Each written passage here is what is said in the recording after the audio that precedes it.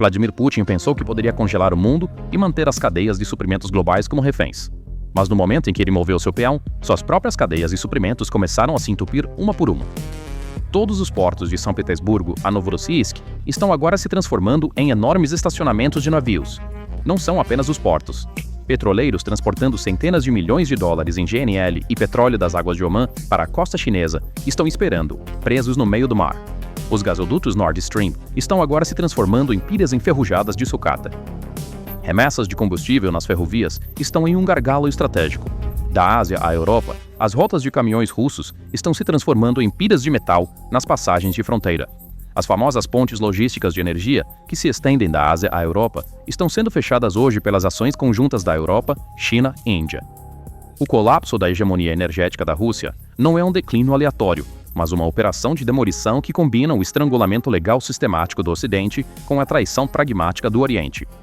Se você quer destruir a economia de um país, primeiro ataca seus campeões nacionais. Para a Rússia, esses campeões são a Gazprom e a Lukoil. Essas empresas não vendem apenas petróleo e gás. Essas empresas não vendem apenas combustível. Elas controlam toda a rede ferroviária da Rússia, a frota de petroleiros e as fronteiras. A União Europeia apertou o botão para formalizar sua estratégia de abandono total. As importações de gás natural liquefeito terminarão até o final de 2026. O gás de gasoduto será completamente cortado em 30 de setembro de 2027. Este é o golpe final na dominação de décadas da Gazprom na Europa. A participação da Gazprom no mercado europeu deve cair de 40% para 13% e, em seguida, para zero. Em outras palavras, o mercado europeu agora está perdido para Moscou. No entanto, a verdadeira destruição está no bloqueio gradual dessas enormes veias capilares que conectam a Rússia ao mundo no mapa, ou seja, os corredores logísticos. Vamos dar uma olhada técnica em como essas rotas, que Putin chama de rotas alternativas, se transformaram em áreas aprisionadas. Os dois principais portos de entrada da Rússia para o Ocidente, os portos de São Petersburgo, Báltico e Ust-Luga, estão atualmente enfrentando uma paralisia técnica. Essas águas, que normalmente vêm dezenas de petroleiros Aframax e Suezmax entrando e saindo diariamente, tornaram-se agora uma área de espera estática para petroleiros da Shadow Fleet que foram excluídos da cobertura de seguro e não podem navegar com bandeira em águas internacionais. A situação é ainda mais crítica na rota do Mar Negro. Os petroleiros que saem do porto de Novorossiysk estão lutando não apenas com a ameaça de ataque físico, mas também com restrições técnicas no regime dos estreitos e cargas declaradas tóxicas por compradores ocidentais. Os ataques assimétricos da Ucrânia estão tornando ineficazes tanto os portos quanto os navios.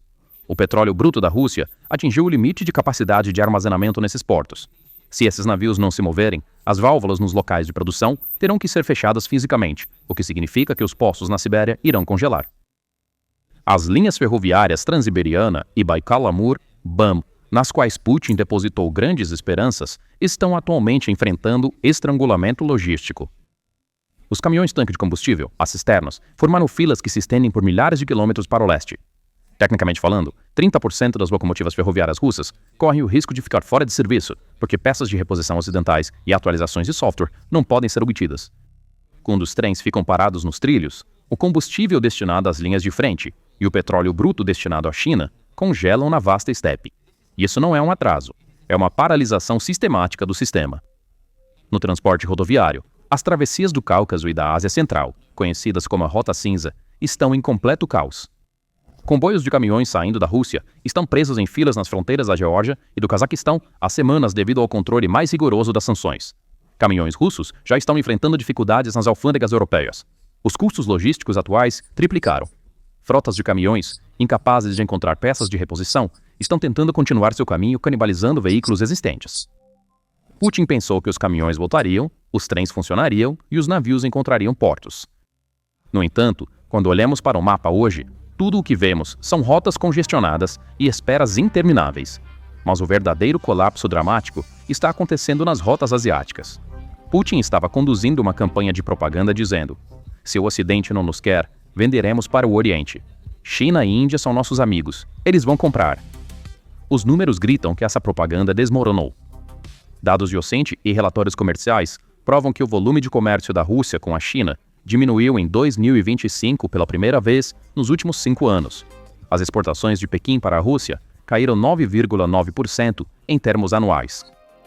Esses dados são a indicação mais concreta de que a Rússia perdeu seu apelo não apenas como fornecedora de energia, mas também como parceira comercial. Mesmo que o gasoduto Poder da Sibéria para a China opere em plena capacidade, ele só pode cobrir 10% do volume europeu perdido. Além disso, dados técnicos mostram que a China pressionou os preços deste gasoduto ao limite dos custos de produção da Rússia. Mesmo que a Rússia encontre uma maneira de enviar seu petróleo e gás, no final desse caminho, não há um amigo esperando, mas um comerciante duro que está transformando sua impotência em dinheiro. Os comerciantes chineses sabem que a Rússia está desamparada. O valor do petróleo bruto exportado da Rússia para a China despencou. A China está comprando mais barato da Rússia, mas pagando menos. Mas o verdadeiro desastre está na frente indiana. As refinarias indianas também começaram a recusar cargas de petróleo bruto russo sob pressão dos Estados Unidos.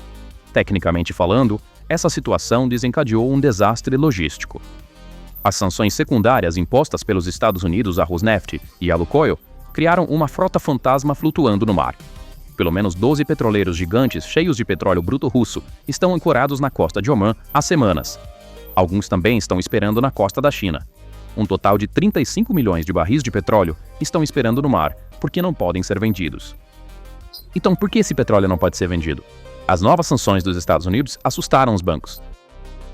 As refinarias indianas e chinesas estão recusando ou atrasando pagamentos, temendo que, se comprarmos este petróleo, os Estados Unidos também nos coloquem na lista negra.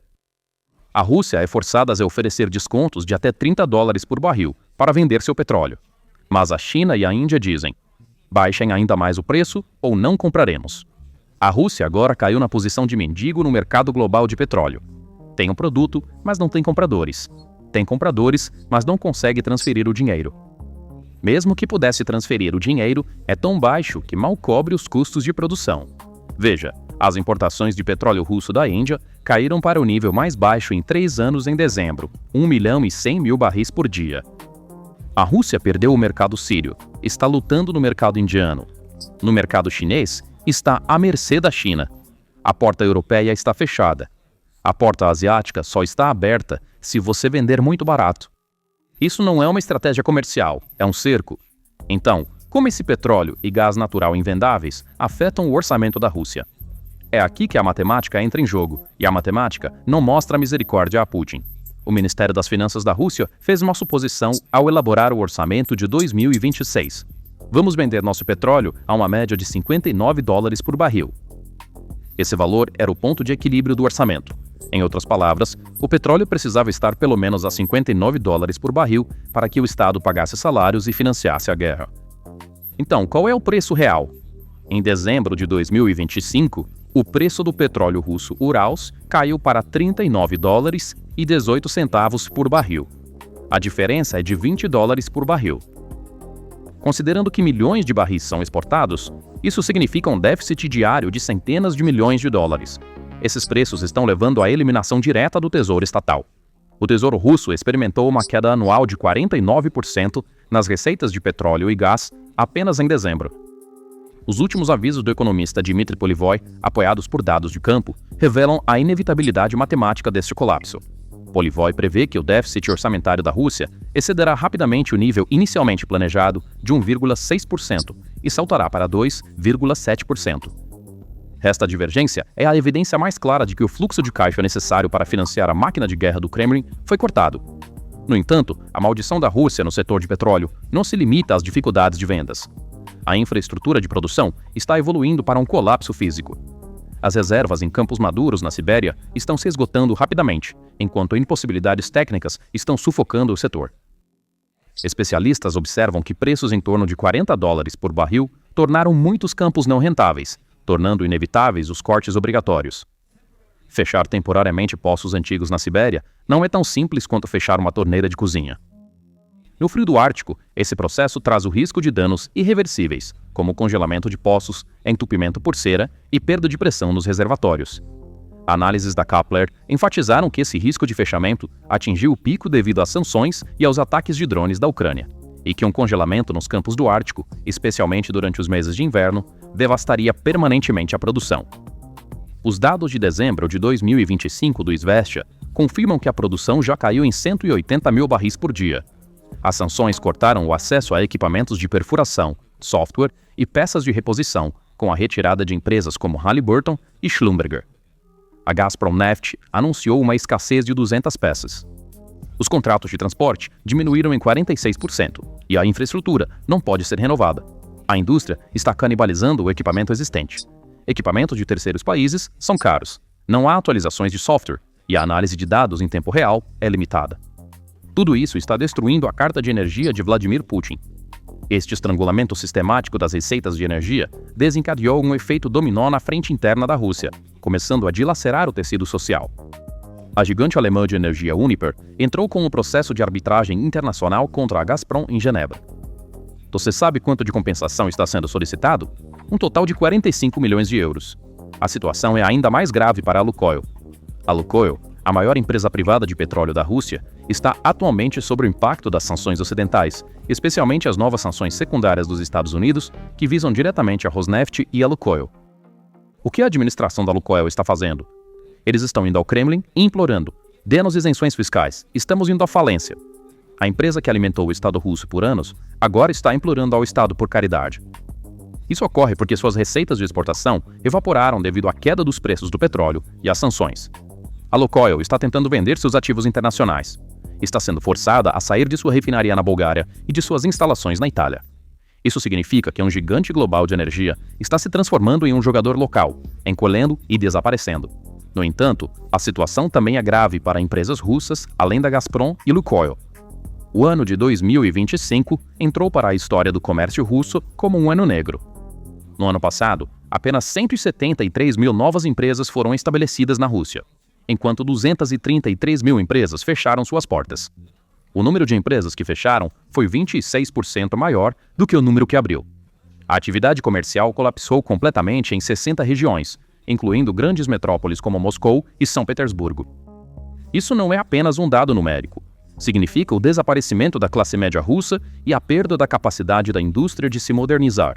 A queda massiva de 46% nos contratos de transporte e equipamentos especiais mostra que as fábricas russas já não conseguem nem renovar seus parques de máquinas. Esta estatística é prova de que a mentira de que a economia de guerra traz prosperidade foi devastada. Mais de 500 mil de cidadãos russos declararam falência oficialmente. O reflexo da crise econômica nas ruas também trouxe um colapso psicológico. Diante da incerteza e privação, o povo russo recorreu a tranquilizantes. A demanda por antidepressivos aumentou 2,4 vezes em comparação com antes da guerra, atingindo um nível recorde de 22,3 milhões de pacotes. As pessoas estão perdendo não apenas seu dinheiro, mas também sua saúde mental. Ainda mais alarmante, o acesso a necessidades básicas tornou-se um luxo. Os preços da fórmula para bebês dispararam 44%. Este aumento prejudicou seriamente o poder de compra da população. As vendas caíram 12%. As famílias russas agora são forçadas a trocar em sites de segunda mão para atender às necessidades de seus filhos. Ter filhos agora é um luxo na Rússia. A incapacidade de alimentar bebês, que são o futuro de uma sociedade, é o sinal mais claro do colapso dessa sociedade. O Estado está sugando a vitalidade da economia civil para alimentar a indústria de guerra. Eles estão direcionando a força os jovens para os setores industrial e militar. Estão impondo restrições à educação jurídica e econômica, porque precisam de trabalhadores para serem escravos nas fábricas. Esta situação mostra como a promessa de estabilidade de Putin se transformou em caos. O gargalo logístico atingiu não apenas os tanques na linha de frente, mas também as prateleiras dos supermercados nas cidades. A redução forçada na produção pelos gigantes da energia também paralisou indústrias relacionadas e o setor de serviços. A pressão das sanções sobre o Gazprombank tornou impossível transferir ativos russos para o exterior, ao mesmo tempo que acelerou a fuga de capitais dentro do país. O pânico entre a elite já não é mais um segredo. Igor Sechin, o aliado mais próximo de Putin e CEO da Rosneft, antes a figura mais poderosa no setor de energia, agora é um prisioneiro na lista do USSDN. À medida que a capacidade de exportação e as margens de lucro da Rosneft desmoronam sob a liderança de Sechin, sua fortuna pessoal e conexões internacionais foram completamente eliminadas. Não é apenas Sechin. Oligarcas ligados a investimentos em energia, como Süleyman Kerimov, também estão sofrendo grandes golpes. Kerimov enfrenta o congelamento dos investimentos que ele gerencia através de trusts familiares nos Estados Unidos e multas massivas. os efeitos indiretos das sanções relacionadas à energia restringiram completamente o movimento desses oligarcas. Vagit Alekperov, fundador e ex-presidente da Lukoil, foi diretamente alvo de sanções dos Estados Unidos, Reino Unido e União Europeia em 2025. Alekperov está sob pressão para vender seus ativos internacionais em países como Bulgária e Itália devido a este golpe no setor de energia, a principal fonte de sua riqueza. Vendo que o regime não pode se recuperar desta destruição financeira, oligarcas e burocratas de alto nível estão procurando rotas para mover seus ativos para refúgios seguros como Dubai e Istambul. O isolamento da Rússia no palco geopolítico também está levando a uma pressão crescente sobre a Bielorrússia. Moscou está tentando compensar suas perdas internas através de Minsk. No entanto, a economia bielorrussa também está soando o alarme com um déficit de comércio exterior de 1 bilhão e 300 milhões de dólares. Os preparativos da OTAN para criar zonas neutras robóticas ao longo das fronteiras contra políticas agressivas russas mostram que até mesmo a dissuasão militar do Kremlin está agora sendo isolada pela tecnologia. O maior medo da Rússia, o cerco, tornou-se realidade através de suas próprias políticas de energia e guerra. Este colapso não é apenas uma crise econômica, é o desmantelamento oficial da doutrina de superpotência energética que a Rússia vem construindo nos últimos 30 anos. O maior trunfo de Putin, a chantagem do gás natural e do petróleo, hoje se transformou em uma armadilha massiva contra ele. A Rússia está presa dentro de seus próprios recursos energéticos. O Fundo de Bem-Estar Internacional está evaporando rapidamente, juntamente com uma queda massiva de 49% nas receitas de petróleo e gás. Analistas preveem que, no ritmo atual de gastos, esse fundo desaparecerá completamente em 1 ano e meio. Isso significa que a máquina de guerra ficou sem combustível, não apenas nas linhas de frente, mas também nos cofres. No entanto, a maior derrota estratégica é que, enquanto a Rússia procurava um parceiro, tornou-se uma colônia de matérias-primas da China. Pequim está aproveitando a impotência de Moscou, comprando petróleo a preço de custo, às vezes até com prejuízo. A Rússia já não é um jogador global. Foi reduzida ao nível de um posto de gasolina barato da Ásia. Isso não é um sucesso diplomático. É, na verdade, uma rendição completa. O contrato de Putin com o povo russo, prometendo segurança e prosperidade em troca de obediência, foi rasgado diante dos olhos de milhões.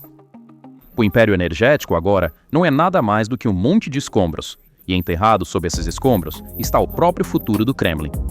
Vladimir Putin, pensando que congelaria o mundo, condenou sua própria economia à escuridão total. A falência da Gazprom e a impotência da Lukoil marcam o começo do fim para a Federação Russa. O custo da guerra está agora sendo pago não apenas nas linhas de frente, mas nas cozinhas do povo russo, na fórmula dos seus bebês e nos seus fogões apagados.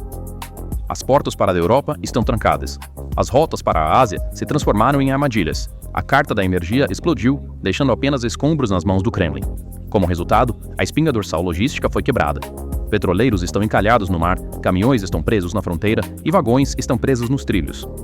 A fortaleza logística de Putin está prestes a desmoronar sob o peso dessas rotas complexas e congestionadas que ele criou. Lembre-se, um império colapsa não quando seu dinheiro acaba, mas quando sua esperança desmorona. E hoje, a Rússia não tem nem dinheiro nem esperança para o futuro. A guerra chegou em casa, trazendo consigo uma grande falência. Então, quais são seus pensamentos sobre este assunto? Compartilhe suas opiniões nos comentários. Não se esqueça de se inscrever no canal e ativar as notificações para ficar atualizado sobre as novas análises da PPR Global. Obrigado por nos escolher. Obrigado por nos escolher. Obrigado por nos escolher.